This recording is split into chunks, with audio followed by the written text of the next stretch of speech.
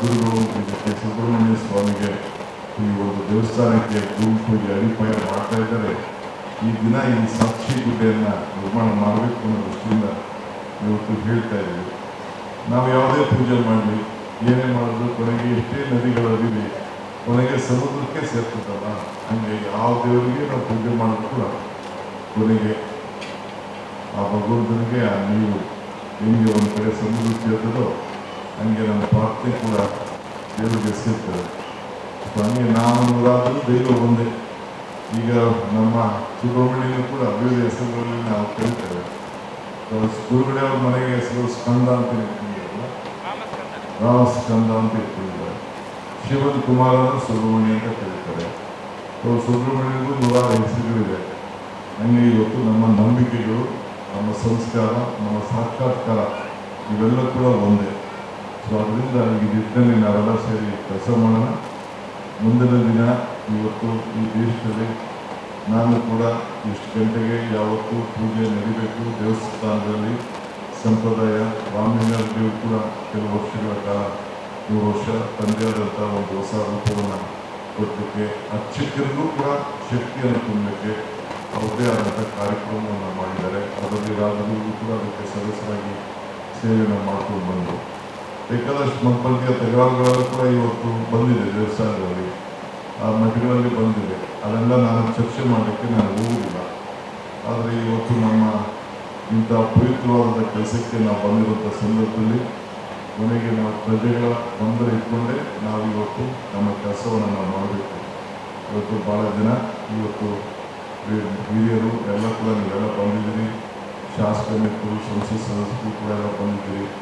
ಭಾಳ ಭಕ್ತಿಯಿಂದ ಇವತ್ತು ಈ ಕಾರ್ಯಕ್ರಮದಲ್ಲಿ ನಾವು ಪಾಲ್ಗೊಂಡಿದ್ದೇವೆ. ಇವತ್ತು ನಮ್ಮ ಶಿವನ 3ನೇ ಕಣ್ಣಿನ ತೇಜಸ್ಸಿನಿಂದ ಹುಟ್ಟಿದಂಥ ನಮ್ಮ ಸುಬ್ರಹ್ಮಣ್ಯ, ಆ ಸುಬ್ರಹ್ಮಣ್ಯನ ಕೃಪೆ ಎಲ್ಲರೂ ಕೂಡ ಇದೆ. ಅವರಿಗೆ ನಂಬಿಕೆ ಭಾಳ ಮುಖ್ಯ. ಇಲ್ಲಿ ಮನುಷ್ಯನಿಗೆ ನಂಬಿಕೆ ಭಾಳ ಮುಖ್ಯ. ಮರಕ್ಕೆ ಬೇರೆ ಎಷ್ಟು ಮುಖ್ಯನೋ ನಮಗೆ ಮನುಷ್ಯನಿಗೆ ನಂಬಿಕೆ ಕೂಡ ಭಾಳ ಮುಖ್ಯ. ಆ ನಂಬಿಕೆಯಲ್ಲಿ ಇವತ್ತು ನಾವೆಲ್ಲ ಸೇರಿ ಇವತ್ತು ಈ ದೇವಾಲಯದ ಕಟ್ಟಡದ ಭೂಮಿ ಪೂಜೆ ಬರೋದು. ನಿಮಗೆ ಕೈ ಕೊಟ್ಟಿದ್ದಾನೆ ದೇವರು. ದೇವರು ಏನು ಕೊಟ್ಟಿದ್ದಾನೆ? ಕಣ್ಣು ಕೊಟ್ಟಿದ್ದಾನೆ, ಕಿವಿ ಕೊಟ್ಟಿದ್ದಾನೆ, ಏನು ಕೊಟ್ಟಿದ್ದಾನೆ? ಧರ್ಮ ಧರ್ಮ ಹಿತ್ಯಾಹು ಧರ್ಮೋ ಧಾರೈತಿ ಪ್ರಜಾ ತಸ್ಮಾತ್ ಧರ್ಮ ಪ್ರಶಂಸತಿ ಧರ್ಮೋ ರಕ್ಷತಿ ರಕ್ಷಕ ಅಂತ ಮಾತು. ಅದಾದಮೇಲೆ ಧರ್ಮ ಉಳಿಸ್ಬೇಕಾದ್ರೆ ಈ ಕೈ ಇರೋದೇ ಇಂತಕ್ಕೆ, ಕಣ್ಣಿರೋದೇ ಇಂತಕ್ಕೆ. ಕಣ್ಣು ಕೂಡ ನೀವು ಕೈಯಲ್ಲಿ ಸಂಪೂರ್ಣವಾಗಿ ದಾನ ಮಾಡೋದು ಮಾತ್ರ ಈ ದೇವಸ್ಥಾನ ಕಟ್ಟೋದು. ಬರೀ ಬಾರ್ಕನಾಥವ್ರ ಕೈಲಿ ಇಲ್ಲ ಗುರು ಕೈಲಿ ಈ ದೇವಸ್ಥಾನ ಕಟ್ಟಲಿಕ್ಕೆ ಸಾಧ್ಯ ಇಲ್ಲ. ನೀವು 1 ರೂಪಾಯಲ್ಲಿ, 100 ರೂಪಾಯಲ್ಲಿ, 1000 ರೂಪಾಯಿ ಆಗಲಿ ಭಕ್ತಿಯಿಂದ ಈ ದೇವಸ್ಥಾನ ಎಲ್ಲರಿಗೂ ಕೂಡ ಕಲಿಯಬೇಕು. ಒಂದೊಂದು ಇಟ್ಕೆ ಆದರೂ ಕೂಡ ನಿಮ್ಮದು ಪಾಲಾಗಬೇಕು. ಆಗ ಮಾತ್ರ ದೇವಸ್ಥಾನ ನಿಮ್ಮ ಪಾಲಾಗಿರ್ತದೆ, ನಿಮ್ಮ ದೇವಸ್ಥಾನ ಆಗಿರ್ತದೆ. ಅದಕ್ಕೆ ನೀವು ಮುಂದಕ್ಕೆ ಆಗಬೇಕು ಅನ್ನೋದು ಈ ಸಂದರ್ಭದಲ್ಲಿ ಹೇಳಿ ಇವತ್ತು ಈ ದೇವಾಲಯದಲ್ಲಿ ಅನೇಕ ಸಂಪ್ರದಾಯದಂತೆ ಇವತ್ತು ನಡೆಸಲಿಕ್ಕಿದ್ದಾರೆ. ಒಂದು ರೂಪರೇಷೆಗಳನ್ನು ಇವತ್ತು ಕಟ್ಟಿದ್ದಾರೆ. ಬೆಂಗಳೂರಿನ ಮಧ್ಯಭಾಗದಲ್ಲಿ ದೊಡ್ಡ ಭವ್ಯವಾದಂಥ ಅವರ ಆಸೆ ಈಡೇರಿದೆ. ಅವರ ಆಸೆ ಒಂದು ಆಸೆ ಇತ್ತು. ನಾನು ಇವ್ಗೆ ಹೇಳಿದೆ, ಅವ್ರ ತಂದೆಗೆ ಹೇಳಿದೆ, ಇಲ್ಲ ಇಷ್ಟು ಜಾಗ ಕೊಟ್ಟಿದ್ದೀನಿ, ಒಂದು ಶಾಲೆ ಮಾಡಿ ಅಂತ ಹೇಳಿದೆ. ಇಲ್ಲ ಶಾಲೆ ಮಾಡೋದಲ್ಲ, ನನಗೆ ನನ್ನ ವೈಯಕ್ತಿಕವಾದ ವಿಚಾರಗಳು, ನನ್ನ ಅರ್ಪಣೆ ಏನಿದ್ರು ಕೂಡ ಭಗವಂತನಿಗೆ ಸುಬ್ರಹ್ಮಣ್ಯಗೆ ಅರ್ಪಿಸ್ಬೇಕು ಅಂತ ಇದ್ದೀನಿ ಹೊರತು ನಂದು ಇನ್ನೇನಿಲ್ಲ. ನನ್ನ ಜೀವನದ ಆಸೆ ಆ ದೇವರ ಸನ್ನಿಧಿಗೆ ಅವ್ರ ಪಾದಕ್ಕೆ ನನ್ನ ಶರಣ ಹೇಳಿ, ನನಗೆ ಹಣ ಅವಶ್ಯಕತೆ ಇಲ್ಲ, ದೇವರ ಸೇವೆ ಅವಶ್ಯಕತೆ ಇದೆ, ನನ್ನಿಂದ ಒಳ್ಳೆಯದಾಗಲಿ ಅಂತೇಳಿ ನನಗೂ ಕೂಡ ಅನೇಕ ಸಂದರ್ಭದಲ್ಲಿ ದೇವರ ಈಚೆ ಬಂದು ಇವತ್ತು ಬೇಕಾದಷ್ಟು ಅವರು ಟೀಕೆಗೆ ಓಡಾಡಿದ್ದಾರೆ. ಮಾಧ್ಯಮದವ್ರನ್ನ ಅವ್ರನ್ನ ಅಟ್ಯಾಕ್ ಮಾಡಿದ್ದಾರೆ, ರಾಜಕಾರಣಿಗಳು ಅಟ್ಯಾಕ್ ಮಾಡಿದ್ದಾರೆ. ಏನು ಡಿ ಕೆ ಶಿವಕುಮಾರ್ ಹೇಳ್ತಾ ಇದ್ದೀರಿ, ನೀವು ಹಾಗೆ ಆಗ್ತಾರೆ ಅಂತ ಹೇಳ್ತಾ ಇದ್ದೀರಿ, 8 ವರ್ಷ ಅಂತ ಹೇಳ್ತಾ ಇದ್ದೀರಿ, 7 ವರ್ಷ ಅಂತ ಹೇಳ್ತಾ ಇದ್ದೀರಿ ಅಂತ ಹೇಳಿ ಒಂದು 25 ವರ್ಷದಿಂದ ಬೇಕಾದಷ್ಟು ಅವ್ರಿಗೆ ಧಮಕಿಗಳನ್ನು ಹಾಕಿದ್ದಾರೆ. ಆ ಧಮಕಿಗಳನ್ನು ಅವ್ರು ಯಾವುದಕ್ಕೂ ಎದುರ್ಕೊಳ್ಳಿಲ್ಲ. ದೇವರಾಜೇಶ್ವರ ಕಾಲದಿಂದ ವಿಲಾಸರಾವ್ ದೇಶಮುಖ್ ಇರ್ಬೋದು, ಎಸ್ ಕೃಷ್ಣ ಇರ್ಬೋದು, ಧರ್ಮ್ ಸಿಂಗ್ ಇರ್ಬೋದು, ಎಷ್ಟು ಜನ ನಮ್ಮ ಅಮೀಂದರ್ ಸಿಂಗ್ ಇರ್ಬೋದು, ಎಷ್ಟು ಜನ ಮುಖ್ಯಮಂತ್ರಿಗಳು ಹತ್ರ ಬಂದು ಅನೇಕ ಮಾರ್ಗದರ್ಶನವನ್ನು ಪಡ್ಕೊಂಡು ಇವತ್ತು ಹೋಗ್ತಾ ಇರೋದಕ್ಕೂ ನಾನು ಬಲ್ಲೆ. ಎಂಥದ್ದು ಏನೇನು ಇವತ್ತು ರಾಜಕಾರಣದಲ್ಲಿ ನನ್ನ ಕಂಡಂಗೆ ನನ್ನ 40 ವರ್ಷದ ಅನುಭವದಲ್ಲಿ ಯಾರೋ ಮಾರ್ಗದರ್ಶನ ಪಡ್ಕೊಂಡು ಏನೇನು ಹೋಗಿದ್ದಾರೆ ಕೂಡ ಕಂಡಿದೆ. ಅವರಲ್ಲಿ ಯಾವುದೇ ಆದಂಥ ಒಂದು ಯಾವುದೇ ಇದು ಸಂಕಲ್ಪ ಶಾರದೆ ಆಶೀರ್ವಾದ ಇವತ್ತಿದೆ. ಅವ್ರದ್ದೇ ಆದಂಥ ಒಂದು ಲೆಕ್ಕಾಚಾರ ಇದೆ. ಒಂದು ಸಣ್ಣ ಘಟನೆ ಹೇಳ್ತೀನಿ. ನಾನು ರಾಜಕೀಯ ಘಟನೆ ಹೇಳಿ ನನ್ನ ಸ್ನೇಹಿತ ಒಬ್ಬ ಸುಬ್ರಹ್ಮಣ್ಯ ಅಂತ ನನ್ನ ಸ್ನೇಹಿತ ಮೈಸೂರು. ಅವರು ಸಂಸತ್ ಸದಸ್ಯರ ಮಗ. ನನ್ನ ಕನಕಪುರದವರು ಸಂಸತ್ ಸದಸ್ಯರು ತಿಮ್ಮೇಗೌಡರು ಅಂತ ಇದ್ದರು. ಸೊ ನಾನು ನನ್ನ ಹೆಂಡತಿ ಇದ್ದು ಅವ್ರು ನೋಡಲಿಕ್ಕೆ ಹೋಗಿದ್ದೆ. ಅವ್ರ ವೈಫ್ಗೆ ಕ್ಯಾನ್ಸರ್ ಆಗುತ್ತೆ. ಕ್ಯಾನ್ಸರ್ ಆಗಿ ಹೋದಂಥ ಸಂದರ್ಭದಲ್ಲಿ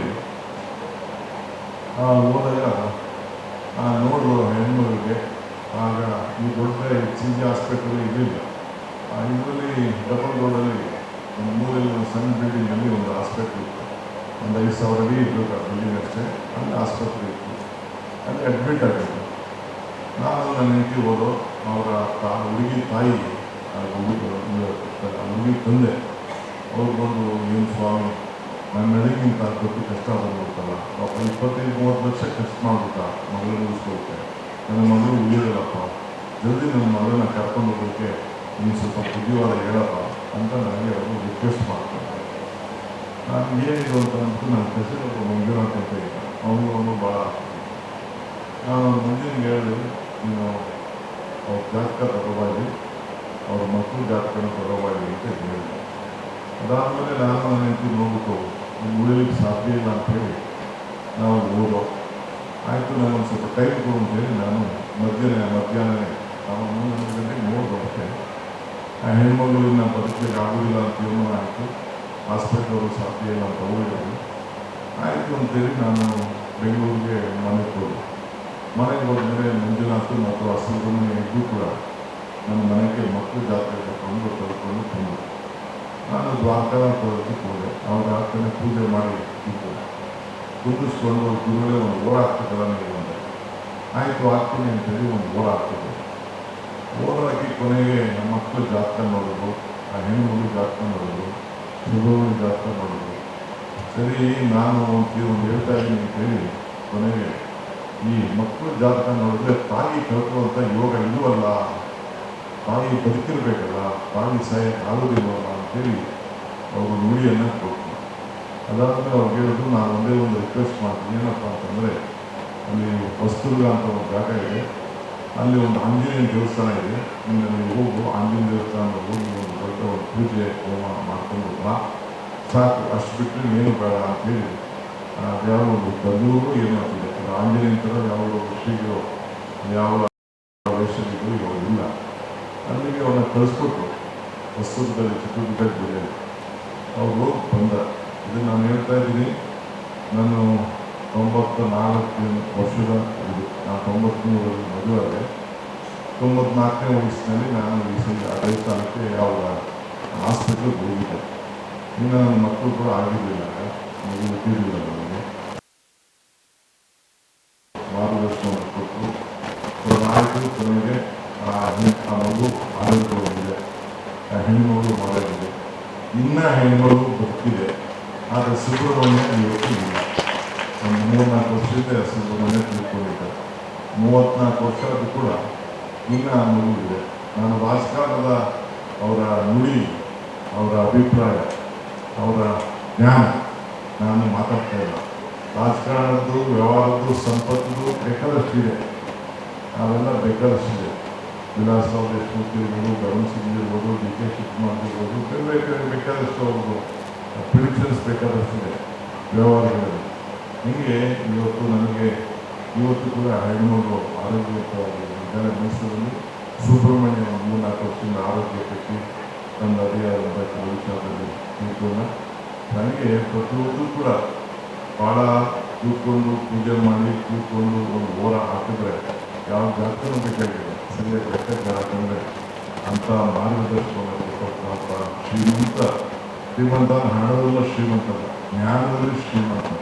ಆ ಶ್ರೀಮಂತದ ಒಬ್ಬ ರಾಜಗುರುಗೆ ಸೇವೆ ಮಾಡಬೇಕು ಅನ್ನೋ ದೃಷ್ಟಿಯಿಂದ ಇವತ್ತು ಬಂದು ಭಾಳ ಸಂತೋಷದಿಂದ ಅವರ ಸಂಕಲ್ಪವೆಲ್ಲ ನೆರವೇರಲಿ ಅಂತೇಳಿ ಭಾಳ ಸಂತೋಷದಿಂದ ಬಂದು ಈ ಭೂಮಿ ಪೂಜೆಯಲ್ಲಿ ನಾನು ಪಾಲ್ಗೊಂಡಿದ್ದೇನೆ. ನೀವು ಕೂಡ ಸಾಕ್ಷಿಯಾಗಿದ್ದೀರಿ.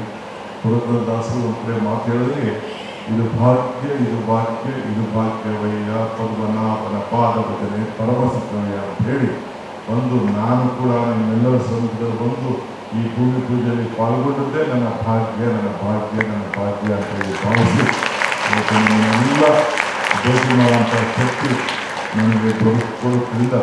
ಇವತ್ತು ಮತ್ತೆ ನಮ್ಮ ವಿವಾಹಗಳಿಗೆ, ಅವರ ಮೇಕಲಿಗೆ, ಅವರ ಕುಟುಂಬದವ್ರಿಗೆ, ಅವರ ಮಕ್ಕಳಿಗೆ, ಸಾವಿತ್ರಿಯವರಿಗೆ, ಪೂಜೆ ದ್ವಾರಕನಾಥ್ರವರಿಗೆ ಮತ್ತು ಎಲ್ಲ ಬಂಧುಗಳಿಗೆ ನಮ್ಮ ಸಾಕ್ಷಾತ್ ನಮಸ್ಕಾರಗಳನ್ನು ಅರ್ಪಿಸಿ ಶುಭ ಹಾರೈಸಿ ನಾನು ಮಾತನ್ನು ಮುಗಿಸ್ತೇನೆ. ಎಲ್ಲರಿಗೂ ನಮಸ್ಕಾರ.